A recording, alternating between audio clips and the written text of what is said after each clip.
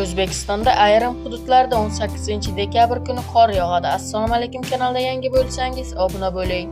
O'zgidromet 18-dekabr uchun ob-havo prognozini e'lon qildi. Unga ko'ra, payshanba kuni uchun O'zbekistonda qator hududlarda qor yog'ishi mumkin. Unga ko'ra, Qoraqalpog'iston Respublikasi va Xorazm viloyatida havo o'zgaruvchan bo'ladi. Yog'ingarchilik kutilmaydi. Ba'zi joylarda tuman tushishi mumkin.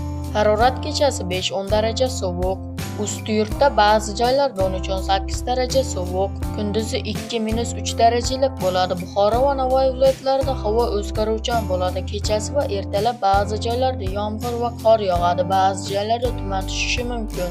Harorat kechasi 0,5 daraja sovuq, kunduzi 5-10 darajalik bo'ladi. Toshkent, Sirdaryo, Jizzax va Samarqand viloyatlarida havo o'zgaruvchan bo'ladi. Yog'ingarchilik, yomg'ir yog'adi. Ba'zi joylarda qorga aylanishi mumkin. Ba'zi joylarda tuman tushishi mumkin. Harorat kechasi va kunduz 0,5 darajalik bo'ladi.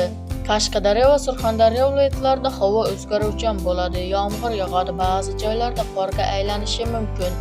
Ba'zi joylarda tuman tushishi mumkin. Harorat kechasi 0,5 daraja iliq, kunduzi 2-7 darajalik bo'ladi. Andijon, Namangan va Farg'ona viloyatlarida havo o'zgaruvchan bo'ladi. Yomg'ir yog'adi. Ba'zi joylarga qorga aylanishi mumkin.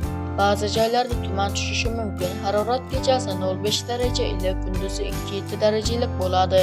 Respublikaning tog' oldi va tog'li hududlarida havo o'zgaruvchan bo'ladi. Vaqti bilan qor yog'adi. Ba'zi joylarda kuchli bo'ladi. Tuman tushishi mumkin. Harorat kechasi va kunduz 0,5 daraja iliq bo'ladi. Kutilayotgan yog'ingarchilik hamda havo haroratining o'zgarishi sababli 17-22 dekabr kunlari respublikaning tog'li hududlarida qor ko'chish xavfi bor.